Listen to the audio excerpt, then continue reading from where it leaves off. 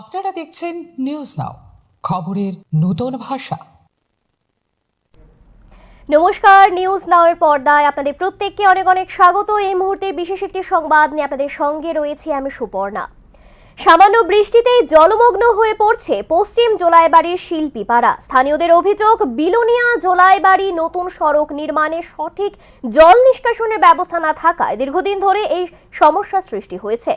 এলাকাবাসীর দাবি, জলাবদ্ধতার কারণে ঘর বাড়ি ক্ষতিগ্রস্ত হচ্ছে এবং বিদ্যালয়, হাসপাতাল ও বাজারে যাতায়াতে চরম দুর্ভোগ পোহাতে হচ্ছে।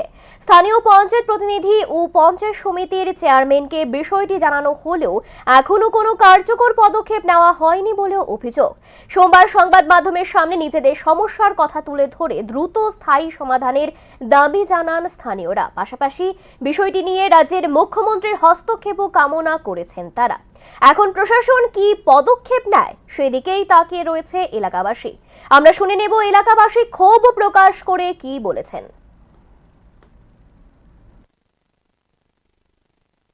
লাগলে আমরা এই কষ্টটা ভুগি, তো এই কষ্টটা সব সময় ছেলে মেয়ে আছে, রাত্রে রাতটাও টিউশনের থেকে আইয়ে বা প্রাইভেটে যায়, স্কুলে যায়।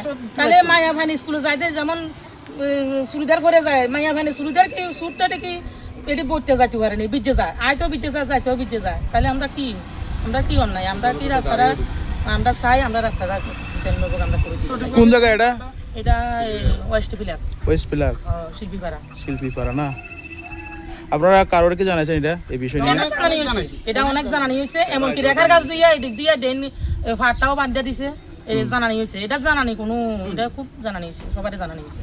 আর তো জানাবো কারে, সবাই তো দেখতে আছে, প্রধান মেম্বার সবাই তো দেখতে আছে। তো রাস্তার কাজ কে করে? রাস্তার এটা কন্ট্রাক্টর কে আছে? কন্ট্রাক্টর তো চেঞ্জ হয়, কন্ট্রাক্টর তো একবার একটা চেঞ্জ হইতাছে।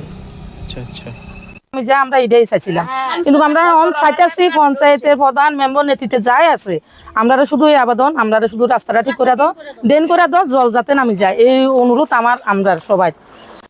কারণ আমরা রাস্তায় এটা, আমরা অন্যদিকে রাস্তা না, আমরা অন্য একটা মাঠওয়াল ঘর আছে, এটা যে কোনো মুহূর্তে এটা ভাঙি যাবে। তো এই আজ লাগাতার আর এক সপ্তাহের মতন বৃষ্টি হলো, আমরা ঘরে বাড়িয়ে থাকুন যেত না, তারা ঘরে বাড়িয়ে থাকুন যেত।